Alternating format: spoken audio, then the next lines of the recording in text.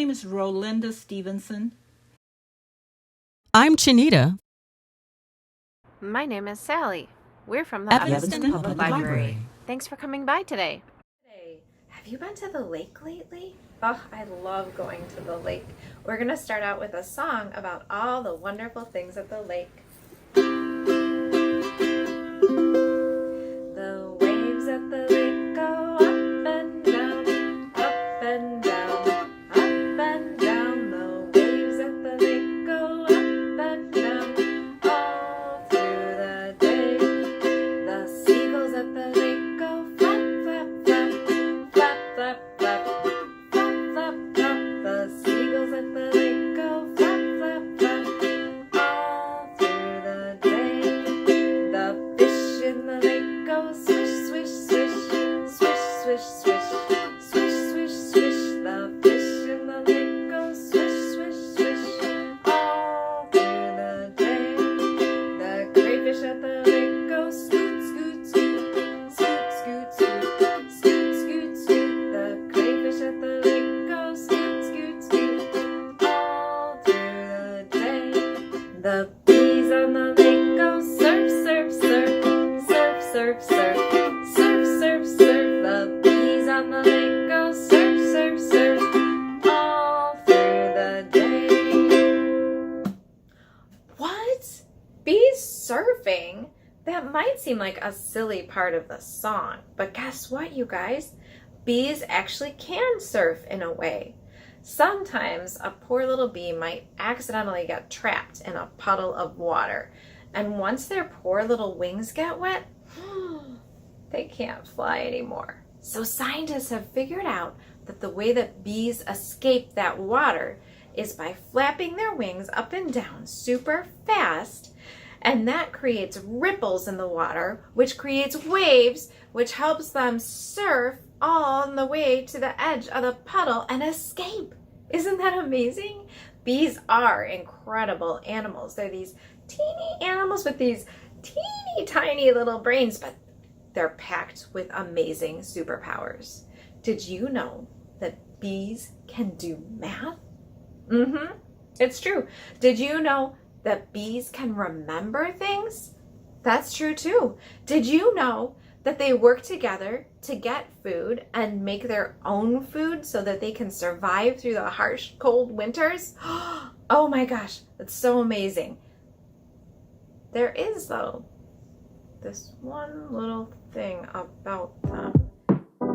The Thing About Bees. A Love Letter by Shabazz Larkin. I'm reading this book with permission from Readers to Eaters and Shabazz Larkin.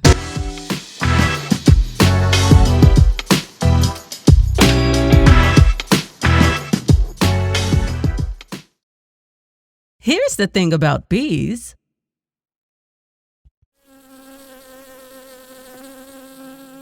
Sometimes bees can be a bit rude. They fly in your face and prance on your food.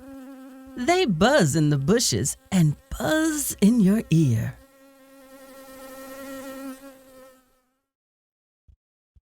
They sneak up behind you and fill you with fear.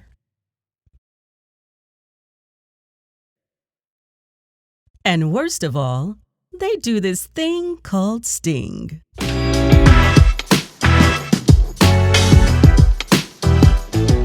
Ouch! Oh no! We may want bees gone because their sting hurts. But if they were all gone, it would hurt much worse. Without bees, there'd be no more picnics with watermelon. There'd be no more smoothies with mango. There'd be no more strawberries for shortcakes. And no more avocados for tacos. There'd be no apples, which means no more pie. No more cucumbers, which means no more pickles. No more blueberries and raspberries for pancakes, or sweet cherries to drizzle. Because some foods won't grow without bees to help them along. In a way, the bees are just like you. You buzz in the bushes and buzz in my ear. You sneak up behind me and fill me with fear. You fly in my face and prance on my food. You even sting when you're in a bad mood. But I never stop loving you. You're my sweet cherry, the apple pie of my eye. You're my cucumber pickle, my bumblebee in the sky. You're my cold watermelon at a picnic in the park. You're the avocados on my tacos. You're my strawberry heart.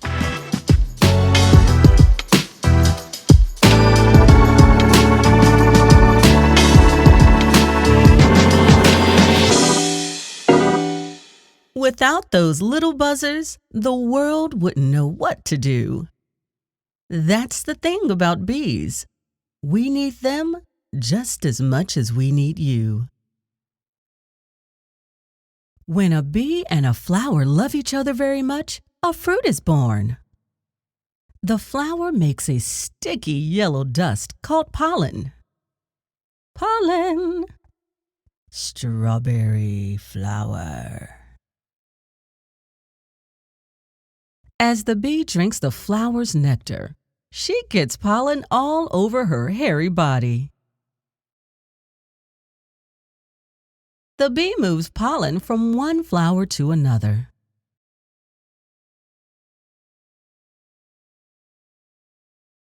Then we wait.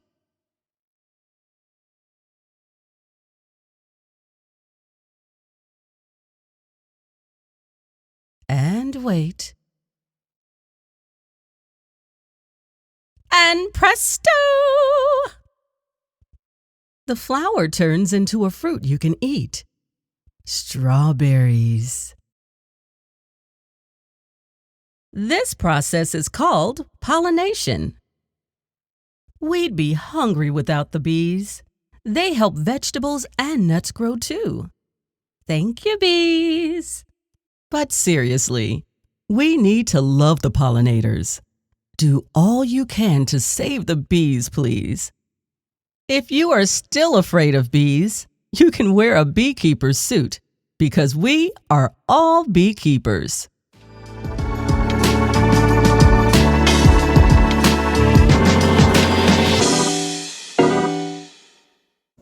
Thanks so much for reading that book to us, Chanita. Oh, bees are incredible, aren't they?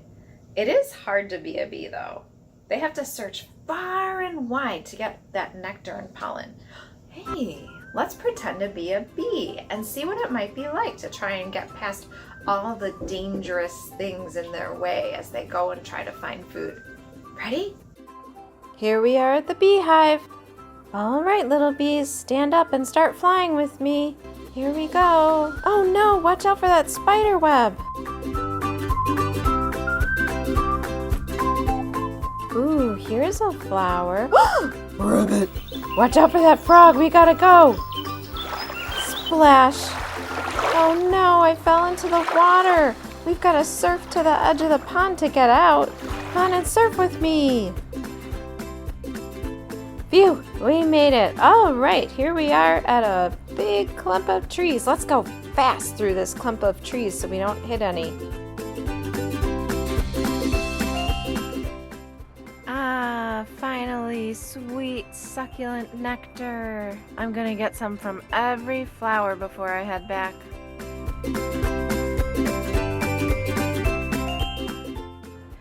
Ah, we're back at the hive full of nectar and pollen.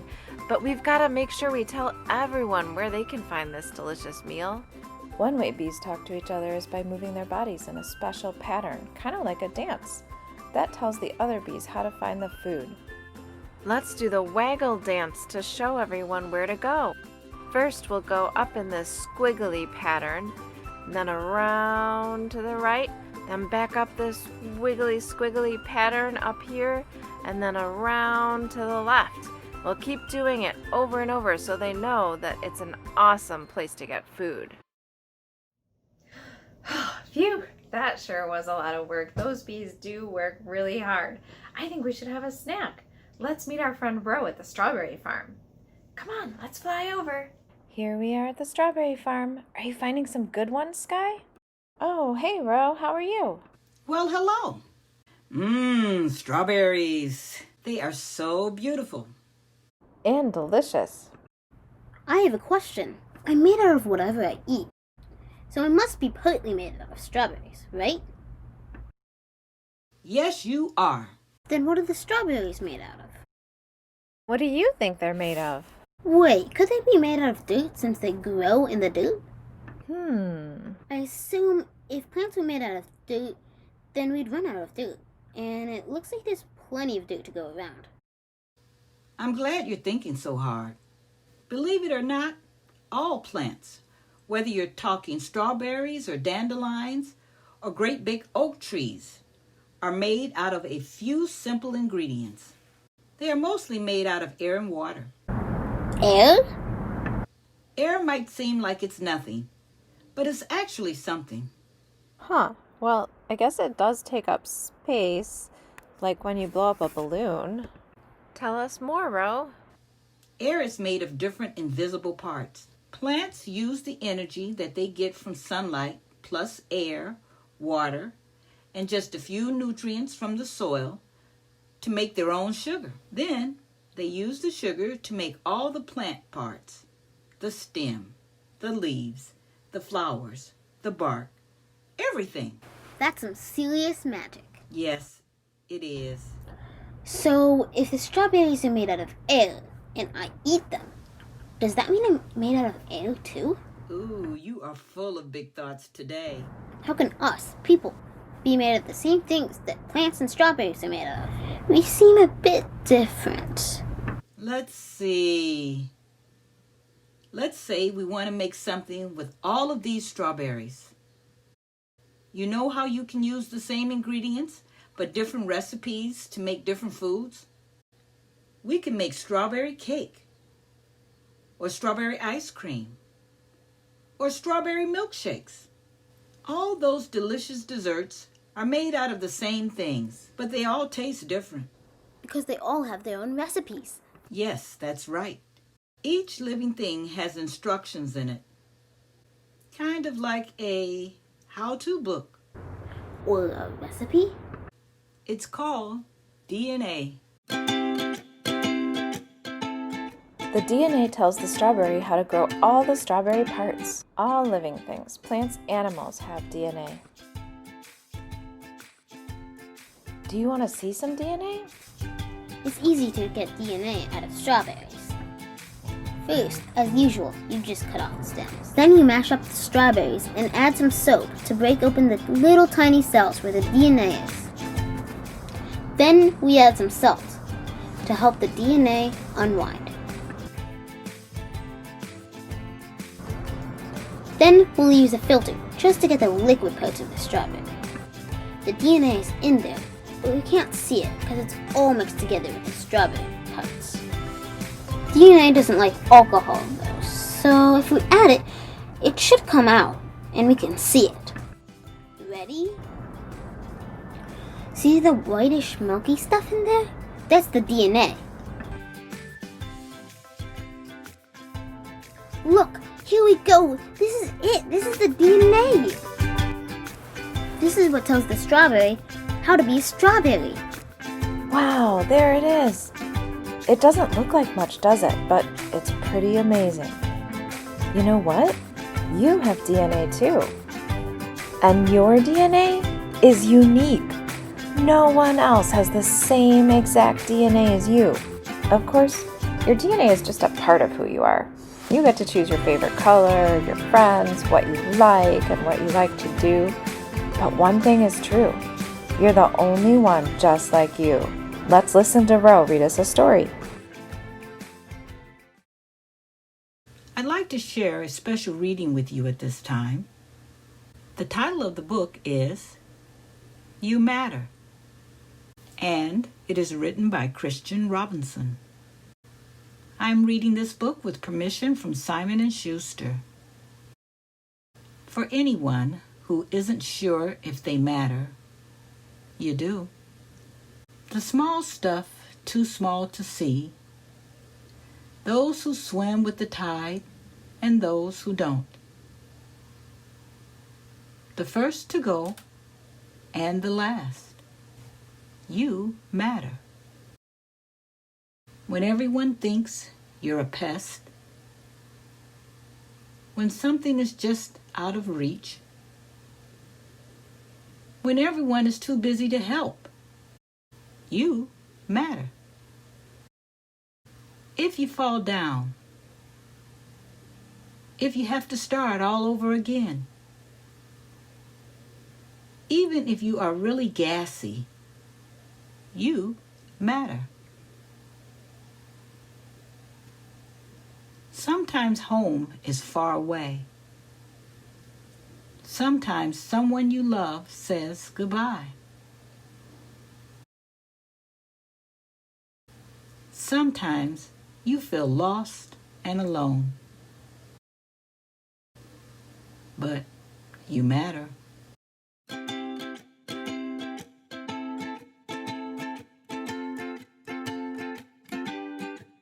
Old and young, the first to go and the last. The small stuff, too small to see. You matter.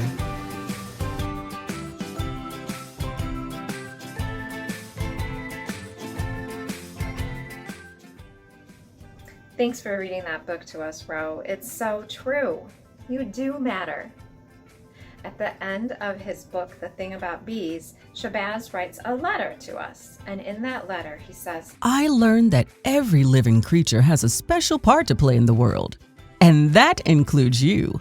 I hope you always remember that you're the only one just like you, and that you are important. I hope you have a great day today, and if you'd like to listen to the whole letter from Shabazz, keep watching. Take care. Bye. I have a lot to learn from bees. I wrote this book because I have a ridiculous fear of bees. When my sons were born, I didn't want to pass that fear to them. So I set out to discover all I could about the little buzzers. I learned 3 things about bees. First, I learned that every living creature has a special part to play in the world, and that includes you.